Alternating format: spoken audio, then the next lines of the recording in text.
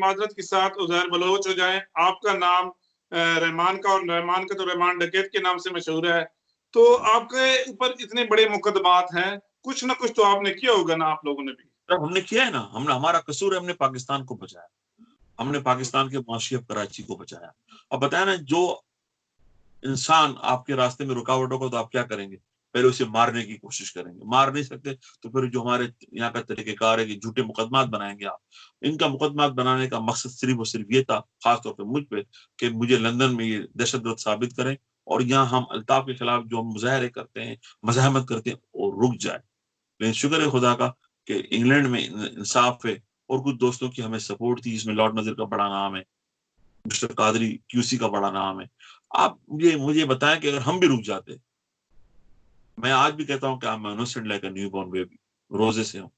ہم نے پاکستان کی عدالتوں کو کہا ہے تحقیقات کریں، آپ مجھے بولنے کا موقع دیں، میں 1 دن نہیں، 2 دن نہیں، 10 دن بات کروں گا، کتاب میں لکھ نہیں سکتا، لکھوں گا تو آپ شائع نہیں ہونے دیں گے۔ آپ چلائیں، اوپن ٹرائل کریں، میرا بھی کریں، عزیر کا بھی کریں، اور الطاف کے لوگوں کا بھی کریں۔ آپ نے الطاف کے لوگوں کو تو، الطاف کو آپ نے دودھ سے مکھی کی طرح نکال دیا، آج پھر وہی ہم پہ مسلط ہے۔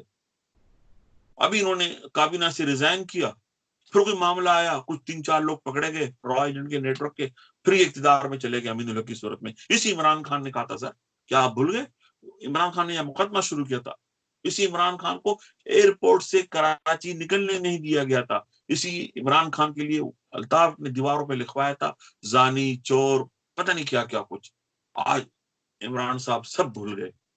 اسٹیبلشمنٹ نے کام اچھا کیا کہ الطاف کا چیپٹر کلوز کیا، لیکن میں کہوں گا آج کی اسٹیبلشمنٹ سے کہ چیپٹر کلوز کرنے پہ ہم آپ کو سیلوٹ کرتے ہیں دونوں ہاتھوں سے، لیکن آپ اس کا تحقیقات کریں، اس کیس کو اوپن کریں، تاکہ 35 سال تک کراچی کے معاشی ہب کا جو فائننس روکا گیا، اس اگر معاشی ہب سے پیسہ آتا، ہڑتالیں نہ ہوتی، الطاف کی دہشت گردی نہ ہوتی، تو آج ہو سکتا ہے کہ پاکستان میں زیادہ خوشحالی ہوتی، آج ہاسپٹلز ہوتے، وینٹیلیٹرز ہوتے، یونیورسٹیز ہوتی، کالج ہوتے، لیکن ایسا کچھ بھی نہیں ہے۔ اس کا ذمہ دار کون ہے؟ میرا بس چلے تو میں تو ضیاء الحق کی قبر پہ جا کے سوال کروں کہ ضیاء بابے ساڑھا قصور تو 10، آپ نے بھٹو کو تو شہید کر دیا، پھانسی پہ ٹانگ دیا، ٹھیک ہے جی، اب نئی صبح تو اچھی آغاز ہو، نئی صبح تو اچھی ہو۔ آپ بتائیں کراچی میں پڑھے لکھے لوگ زیادہ ہیں، اس وقت اسلام آباد میں لوگ ہیں، پنڈی میں لوگ ہیں، ہمارے پاس روزگار کے ذرائع نہیں ہیں۔ آج بھی پنجاب کا نوجوان لڑکا ایجنٹوں کے پیچھے بھاگ رہا ہے، اپنی زمینیں بیچ کر، اپنی منجے بیچ کر، کہ کسی طرح میں لندن ٹور جاواں۔ آج بھی KPK کا پٹھان، کشمیر کے لوگ اور بلوچستان کے لوگ روزگار کے لیے ایجنٹوں کے پیچھے بھاگتے ہیں کہ ہمیں تم لے جاؤ۔ ہماری کشتیاں ایران سے ہوتے ہوئے آتی ہیں، ہزاروں لوگ ڈوب جاتے ہیں اٹلی کے سمندروں میں، اسپین کے سمندروں میں، یونان کے سمندروں میں۔ سر عمران خان نے کہا تھا نا کہ ہم 1 کروڑ روزگار دیں گے، لیاری والوں نے اس روزگار کی لالچ میں سپورٹ کیا عمران خان کو۔ آج 2 سال ہو گئے سر، 20 مہینے 21 مہینے گزر گئے، ایک نوکری نہیں۔ کبھی خان صاحب کچھ اور کہتے ہیں، کبھی کچھ اور کہتے ہیں۔ ایسے ایک زمانے میں ایک نعرہ تھا کہ صبح کہتا ہے کچھ، شام کہتا ہے کچھ، نشہ اترتا ہے پھر کہتا ہے کچھ۔ اب یہاں پہ تو صورتحال اتنی گمبھیر کر دی ہے آپ نے۔ سر آپ مجھے بتائیں، کنسٹرکشن کے لیے انہوں نے بڑے پیکیجز اناؤنسمنٹ کر دی، اسی عمران خان آتے ہی کہا تھا کہ جناب کہ ہم لاہور کے زمینوں پہ فارمنگ ہاؤس بنانے والوں کو روکیں گے، بلڈروں کو روکیں گے، کراچی کو روکیں گے، ہماری کھیتی باڑی کی زمینیں فارم ہاؤس میں تبدیل ہو گئی، بڑے بڑے پلازے بن گئے۔ 2 سال تک آپ نے ڈرامہ کیا، کنسٹرکشن کی پوری انڈسٹری کو تباہ کر دیا آپ نے۔ اچانک آپ کو کنسٹرکشن کی بڑی ہمدردی پیدا ہو گئی۔ پوچھنا چاہتا ہوں کیوں؟ کیا اس میں آپ کے دوستوں کے مفادات ہیں یا پاکستان کے غریب آدمی کے مفادات ہیں؟ کیا 15,000 روپے کی نوکری کرنے والا کیا 35 لاکھ کا فلیٹ خرید سکے گا؟ 35 لاکھ کا ان کا بنگلہ خرید سکے گا؟ نہیں، یہ عارضی ترقی ہے۔ 2 سال کے بعد 5 منزلہ بلڈنگ، 25 منزلہ بلڈنگ بن جائے گی، اس کے بعد پھر کیا کرو گے؟ میں کہتا ہوں عمران خان صاحب، اگر آپ کو واقعی غریب سے محبت ہے، دیہڑی والے مزدور سے محبت ہے، تو پھر آپ اپنی ایکسپورٹ انڈسٹری کو پرموٹ کریں، آپ فیصل آباد کو پرموٹ کریں، آپ کراچی کی مضافات کو پرموٹ کریں۔ آج تو اعلان کیا ہے بلکہ جو کاروباری طبقہ ہے ان کے بل 3 ماہ کے وہ بھی معاف کرنے کے لیے بولا ہے۔ میرے خیال میں یہ تو رشوت کا ذریعہ پڑ گیا نا، KC والے وہ پیسے مانگیں گے، واپڈا والے پیسے مانگیں گے، جس کا بل نہیں تھا وہ بھی لوگوں، بس سر یہ تو ٹوپی ڈرامہ ہے۔ बेवकूफी बनाने का ड्रामा है कि 12,000 दे देंगे। वो 12,000 के बाद क्या होगा सर? 12,000 तो सर आजकल ऐसा है कि यूं लिया और यूं चला गया। महंगाई का आलम देखिए आप, जिस मुल्क में 400 रुपए किलो खजूर बिकती हो, वहां 12,000 रुपए की क्या हैसियत है?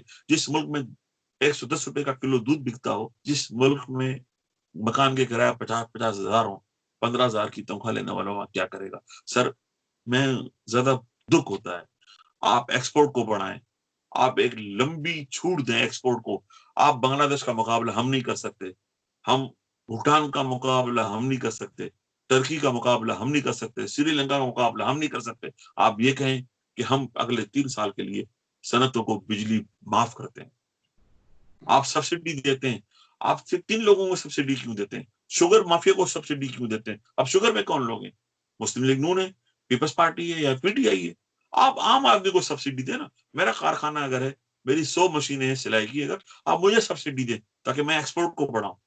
आप देखें सर, गुजरांवाला, गुजरात सनती जोन है, आपका वजीराबाद, सियालकोट सनती जोन है।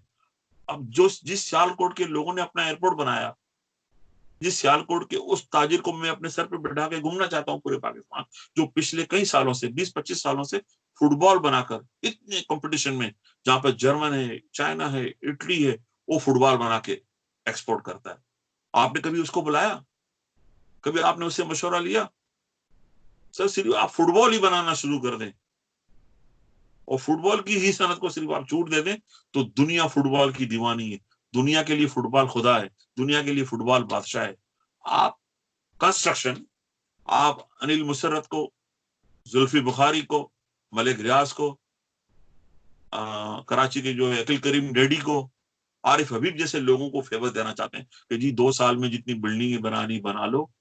सर बिल्डिंगें तो बन जाएंगी, उनको आप लोन भी दे देंगे, आपने सनत का दर्जा दे दिया है, तो उस बिल्डिंग में रहने के लिए कौन जाएगा? वो बिल्डिंगें फिर हम पर खड़े कब्रिस्तान होंगे, वीरान और खाली बिल्डिंगें होंगी, कोई रहने वाला नहीं होगा।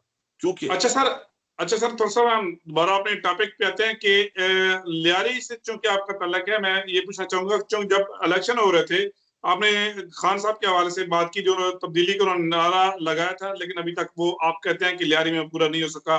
लियारी में एक बड़ा अहम वाकया हुआ था और वो वाकया ये था कि जुल्फकार अली भुट्टो जिनके अब जियाले हैं, उनके नवासे को वहां पे अंडे पड़े थे।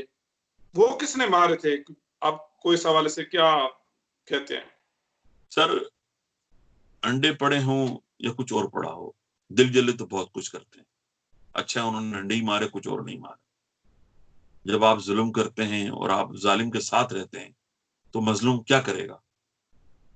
एहतजाज करेगा या बददुआएं करेगा? एहतजाज करना हमने शहीद भुट्टो से ही सीखा था, बेनजीर भुट्टो साहबा से सीखा था। अगर किसी मजलूम ने अपने दुख का इजहार कर दिया तो ये कोई बुरी बात नहीं, जमहूरियत में और सियासत में ये होता है। लेकिन उसके बाद रवैया नहीं तब्दील हुआ। बिलावल भुट्टो आज भी लियारी नहीं आए कि पूछें कि भाई हमारे चाहने वाले हम पे अंडे क्यों बरसाते हैं। वो तो उन्हें जो लिख के दे देती है शेरी रहमान या फरदुल्ला बाबर या जमील सुमरो, वो बेचारे वही कह देते हैं। मैं समझता हूँ, आपने दूसरी बात की कि इमरान खान को सपोर्ट से, इमरान खान की बातें अच्छी थी। हम ही ने पहली बार कहा था, ये भी रिकॉर्ड की दुरुस्तगी के लिए बता दूं कि हमने कहा कि हमें इमरान खान में भुट्टो नजर आता, काश ऐसा नहीं क्या होता, क्योंकि हमें गैब इल्म तो नहीं, उनकी बातों से लगा था कि इनमें भुट्टो आ गया है।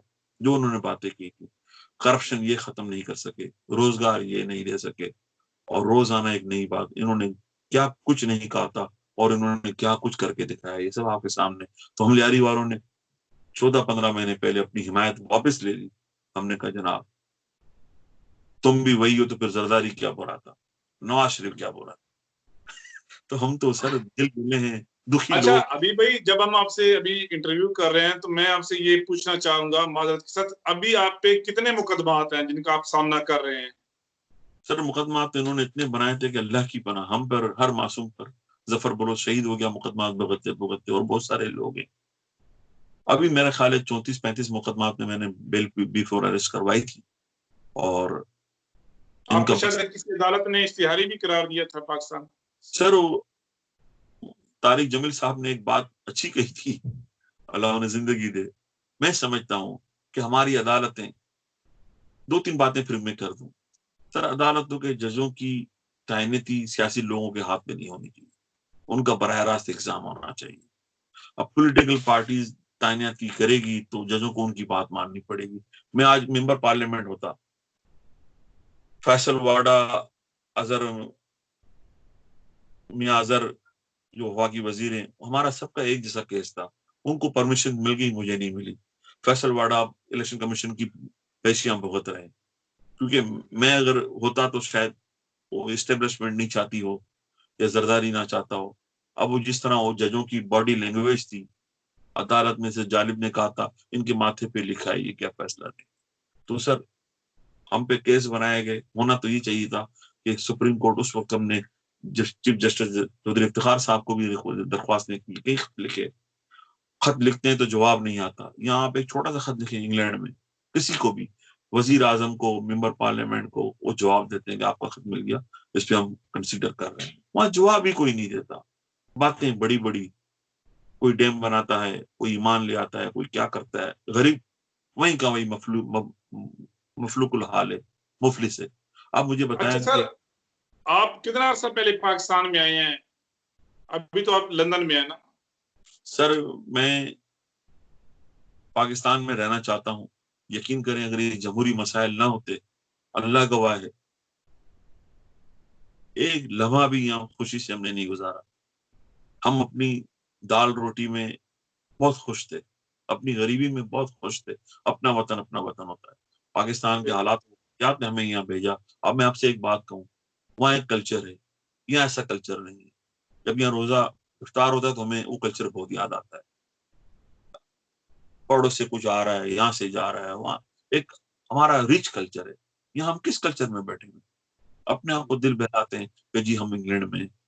جو لوگ زمین بیچ کر, بھینس بیچ کر آئے ہیں, ان کی ایک الگ کہانی ہے. ہمیں تو جبرن ہجرت پہ ڈالا گیا. ہمارا دوش کیا تھا؟ ہمارا قصور یہی تھا نا کہ ہم پاکستان میں آزادی کی بات کرتے تھے, فریڈم کی بات کرتے تھے, جمہوریت کی بات کرتے تھے. اور جب الطاف کو ہم پہ مسلط کیا تو ہم نے کہا کہ جناب یہ مارنا وارنا, الطاف کو پورا شہر دے دیا. ہم بالکل ایک مرغی کی طرح سر جھکا کے بیٹھ گئے کہ ریاست کا فیصلہ ہے, بڑوں کا فیصلہ ہے, بادشاہ لوگوں کا فیصلہ ہے. لیکن اب ریاست روز آپ کے قتل پر آ جائے, زمین ہماری قبضہ ہو گئی, ہماری نوکریاں قبضہ ہو گئی, ہمارا ہر سے ہماری ہاتھ سے چلی گئی. ایک پانی کا کنواں تھا وہ بھی ہم سے چھین لیا. ہم نے تو کہا 2-3 بالٹیاں میں دے دیا تاکہ ہم اپنا گلا تو تر کر سکیں. لیکن انہوں نے کہا نہیں.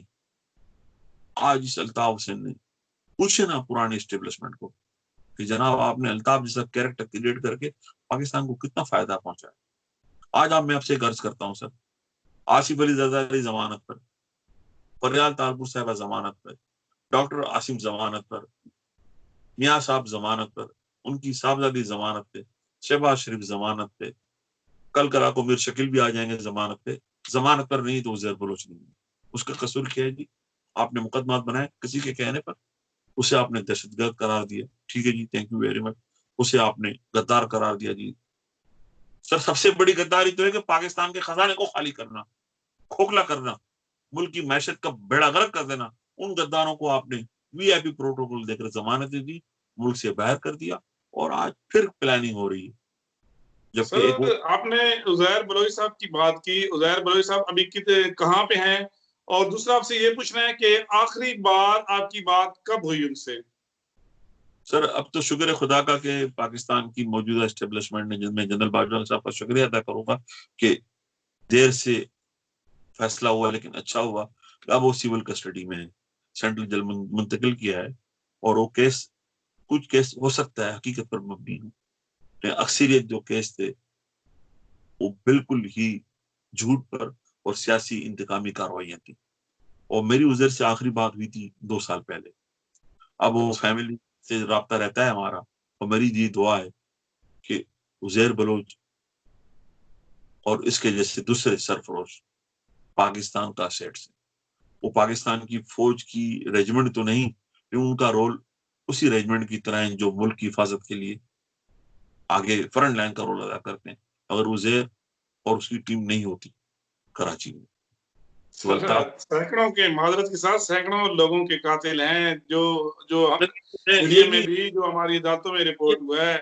इसीलिए हम कहते हैं कि कराची का 35 साल का मुकदमा दर्ज किया जाए और उस पर कमीशन बनाया जाए, उसमें कौन कातिल, कौन मासूम, कौन जालिम, कौन मजलूम, ये सब कमीशन फैसला करे। मैं यही कहता हूँ कि मैं आज उर्दू बोलने वाले सफर कर रहे हैं, वो भी मेरे स्कूल कॉलेजेस की क्लास फेलो हैं। जिस तरह अफ्रीका में नेल्सन मंडेला ने बनाया था ट्रूथ एंड रिकंसिलिएशन कमीशन, आप बनाए ना, पर आप तौबा करें कि आज के बाद हम ऐसा नहीं करेंगे। आज कराची बिल्कुल उस तरह है जैसे अब्दुल कुद्दुस की बेवा। कराची लावारिस है, पीटीआई के 14 एमएनए हैं, कुछ नहीं। आपने पूरी कौम को भिखारी बना दिया। सर कराची, मैं कहता हूं आप हमें दे दें, लियारी वालों को। किसको दे दें? कहीं लियारी वालों को कहें ना सर, आप जोर से, लियारी वालों को। यारी बात। हम सर आपको 6 महीने में 70% से रेवेन्यू बढ़ाकर हम 140 कर देंगे, अगले 6 महीने में हम 210 कर देंगे। कराची पाकिस्तान का दिल है, माशी हब है, वहाँ वो कुछ है जो दुनिया में कहीं नहीं है। अब तो हमारा चाइना के साथ ताल्लुक है, सीपैक है। यकीन करें सर, इस एक अच्छा मौका है। ये मैं इमरान खान से भी कहता हूँ और उनकी जो टीम है 22 साल एडवाइजर जो हैं उनके बड़े बड़े नामी गिरामी, कि जनाब सीपैक के होते हुए ये एक अच्छा मौका है। कोरोना के बाद दुनिया की तिजारत का रुख बदलेगा। आप मेड इन पाकिस्तान के ब्रांड को प्रमोट करें, और जैसे तारिक जमील साहब ने कहा कि हम बेईमानी छोड़ें, झूठ छोड़ें, ईमानदारी के साथ आ जाएं और पाकिस्तान का जो ब्रांड है मेड इन पाकिस्तान को मजबूत करें, तो हम दुनिया की टॉप 5 एक्सपोर्टर्स में आ सकते हैं। हमारे पास क्या कुछ नहीं है सर। मैं कहता हूं आपसे, टीन जो कैन होता है, can fruit, can fish, frozen सब्जियां, हलाल मीट, हलाल पोल्ट्री, हलाल ऑर्गेनिक चीजें, हम सर क्या कुछ नहीं कर सकते। इतनी जमीनें हमारी बंजर हैं, पंजाब हरा भरा है। केपी के हमारे पास उस जमीनों में उस जमाने में चाय की काश्त की गई थी, वहां का फ्रूट, दुनिया की आप रिसर्च करें ना, हम हर चीज हर जगह कर सकते हैं। जब आपके पंजाब के वो हैं, क्या नाम है, डॉक्टर अमजद साकिब, जो एक प्रोग्राम चलाते हैं खूबत का, जब वो एक इनकलाब ला सकते हैं। बांग्लादेश का एक छोटा सा डॉक्टर था, डॉक्टर यूनुस, ग्रामीण बैंक बनाकर इनकलाब ला सकता है। आपकी सिंध बैंक सारा कर्जा ओमनी ग्रुप, पंजाब बैंक सारा कर्जा मियां साहिबान, नेशनल बैंक सारा कर्जा पार्लियामेंटेरियन। ये कर्जा अगर आपको दें तो आप अपना यूट्यूब चैनल एक बड़ा इंटरनेशनल नेटवर्क भी तो बना सकते हैं ना। क्या आप में एबिलिटी नहीं है? अगर ये कर्जा लियारी वालों को दे तो हम कॉटेज इंडस्ट्री बना सकते हैं। लियाकताबाद में सर, लियाकताबाद एक इलाका है लालू खेत का, कराची जी का, जी जी, अल्ताफ बड़ा नगर। मशहूर जगह।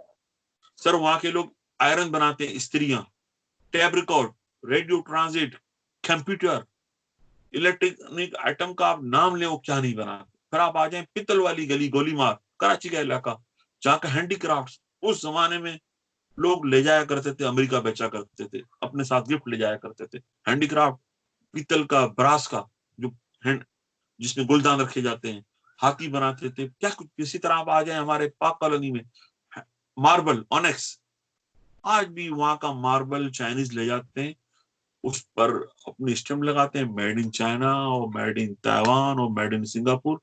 हमारी आइटम को वो वैल्यूड आइटम में कन्वर्ट करके बेचते हैं। आप कहें ना इमरान खान को सर, क्या आप रॉ मटेरियल एक्सपोर्ट ना करें, आप वैल्यूड आइटम बनाकर गारमेंट एक्सपोर्ट करें। कराची को गारमेंट सिटी डिक्लेयर करें, फैसलाबाद को गारमेंट टेक्सटाइल इंडस्ट्री डिक्लेयर करें। सर मैं कहता हूं आपको, मैं कभी कभी रोना आता है कि हमारी एक्सपोर्ट कहां खड़ी है। आपने क्या किया आज तक? ये 2 साल हो गए ना सर, हमें आज तक आपने लोन नहीं दिया। कराची के छोटे छोटे ताजरों को आपने लोन दिया। अब भी जो आपका ये आया आज पैकेज बिजली के बिल का, आपने कहीं नहीं कहा कि छोटी लेथ मशीन वाला, छोटा कारखानेदार, आपने कहा जिसका 5 किलो वाट कमर्शियल कनेक्शन होगा, 5 kV, वो भी छोटे लोग कहां जाएंगे सर? आप सोचे ना, छोटे लोग कहां जाएंगे। लेकिन आप ऐसा नहीं करते। अगर आज पाकिस्तान में बैंक मेरिट पर कर्जा दें, मेरिट पर, तो सर पाकिस्तान का गुजरात और गुजरांवाला और सियालकोट और कराची और फैसलाबाद, वो पूरे पाकिस्तान के न सिर्फ कर्जे खत्म कर सकते हैं बल्कि पाकिस्तान को हाई राइज पे ले जा सकते हैं। لیکن ایسا نہیں حبیب جان بلوچ صاحب، آپ سے آخری سر سوال ہے کراچی کی سیاست پہ اور الطاف حسین کی سیاست پہ انشاءاللہ ہم آگے جا کے آپ کے ساتھ ایک پھر پروگرام کریں گے، چونکہ ہمارے پاس اب ٹائم کم ہے۔ آخری سوال آپ کا ہے، کیونکہ آج تھوڑی سی ڈیولپمنٹ بھی ہوئی ہے کہ جو مشیر اطلاعات ہیں فردوس راشد کمال، ان کو ہٹا کے ان کی جگہ سابق جو ہیں ISPR کے ترجمان جناب جنرل آصف سلیم باجوہ ان کو لایا گیا، اور اوپر جو ہے ان کے شبلی فراز صاحب جو وفاقی وزیر اطلاعات، اس جو ہے تعیناتی ہوئی ہے، اس کو آپ کیسے سمجھتے ہیں؟ سر دیکھیں، جب ایک مکمل وزیر بنتا ہے تو وہاں پر ترجمان کی یا مشیر کی ضرورت تو نہیں رہتی۔ اب شبلی فراز خود فراز خاندان سے ہیں، سرفراز ہیں، بڑے پڑھے لکھے انسان ہیں، تو ان کی وزارت مکمل وزیر ہے، وزیر مملکت بھی نہیں ہے غالباً، وہ وزیر اطلاعات ہیں، تو میرا خیال ہے کہ مشیر اطلاعات کی ضرورت نہیں تھی۔ اور دوسری بات، یہ بدقسمتی سے میں کہوں گا سیاسی لوگوں کی ناکامی ہے کہ وہ 22 سال میں عمران خان یا سیاسی لوگ کوئی ایسا بندہ نہیں پیدا کر سکے جس کو عمران خان مشیر اطلاعات لگاتے۔ اور عاصم باجوہ کا میں بڑا مترف ہوں کہ راحیل شریف کے صاحب کے زمانے میں انہوں نے ISPR کو بڑے خوبصورت انداز میں چلایا، اور جو آج ISPR کی جو بنیاد ہے خوبصورت، جسے سی پیک پہ کافی اچھا کام کر رہا ہوں، اور غفور صاحب نے جس طرح چلایا، اور دوسرے بھی آئے افتخار صاحب، تو میں سمجھتا ہوں کہ عاصم باجوہ صاحب جہاں تھے اس سے ایک بڑی امید ہو چلی تھی مجھے، کم از کم، کہ ایک اچھا ایڈمنسٹریٹو آفیسر سی پیک کو بہت تیزی سے آگے بڑھاتا، اور محروم جو ہمارا بلوچستان ہے اس کی محرومی کو بھی دور کرنے میں آسانی ہوتی۔ لیکن اب مجھے نہیں پتا کہ اس کیا ڈاکٹرائن ہے، کیا تھیوری ہے کہ ان کو یہاں لایا گیا ہے، اور میں سمجھتا ہوں کہ عاصم باجوہ صاحب، کیونکہ اب معاملہ ہو گیا سویلین میڈیا اور ایک ریٹائرڈ افسر کا، تو بدمزگیاں بھی ہوں گی اور اچھا تاثر نہیں جائے گا۔ دوسری طرف میں سوچتا ہوں کہ شاید کہیں ایسا تو نہیں کہ کچھ بڑے کام کی تیاری ہو رہی ہے، کچھ ماحول کریٹ کیا جا رہا ہے، اور شاید خان صاحب کی چھٹی ہونے لگی ہو، تو پہلے سے ہی کوئی ایسی بنیاد رکھ دی جائے، اور اس کام کے لیے پھر عاصم باجوہ کا انتخاب بہت بہتر ہے، کیونکہ انہوں نے جس طرح ماضی میں ISPR کے ہوتے ہوئے ہندوستان کو بھی اچھا جواب دیا تھا اور سیاست کو بھی سمجھا تھا، اور میں تو سمجھتا ہوں اس زمانے میں عاصم باجوہ صاحب نے ایک طرح سے وزیر خارجہ کا بڑا زبردست رول پلے کیا تھا۔ جب ہماری سول گورنمنٹ نے فیل ہو رہی تھی تو وہ ہر محاذ پہ کھڑے تھے، تو بینگ اے پولیٹیکل ورکر تو میں اس تعیناتی کے اچھے طریقے سے نہیں دیکھتا، لیکن اب پاکستان میں مفاہمت اور مصلحتیں آ گئی ہیں تو یہ ایک اچھی چوائس ہے، اور میں دعا امید کروں بھی گا۔ اچھی کرنی چاہیے ہمیں کہ ان کی بالکل، جو تعیناتی ہوئی ہے آنے والے دنوں میں آپ سے دوبارہ بھی بات ہوگی، اسی حوالے سے ہم مزید بھی ڈسکس کریں گے۔ حبیب جان بلوچ صاحب، بہت شکریہ پروگرام میں پارٹیسپیٹ کرنے کے سر۔ ناظرین، آپ نے ہمارا جو پروگرام ہے ہم نے کوشش کی لیاری کی جو سیاست ہے اور بلوچ کے حوالے سے، اور ان کے جو ساتھی ہیں قریبی جن کا آج ہم انٹرویو کیا ہے، ہمارے بڑے خصوصی مہمان ہیں، لندن سے ہمیں جوائن کیا حبیب جان بلوچ صاحب، ان کو ان کی حالات زندگی کے حوالے سے جو آپ کے ذہنوں میں سوال تھے ہم نے پوری کوشش کی، جاننے کی کوشش کی۔ امید ہے آپ کو ہمارا جو پروگرام ہے یہ پسند آیا ہوگا۔ آپ کا میزبان نصیر بخاری CNN پاکستان کے فورم سے آپ سے اجازت چاہتا ہے۔ اپنا خیال رکھیے گا۔ خدا حافظ۔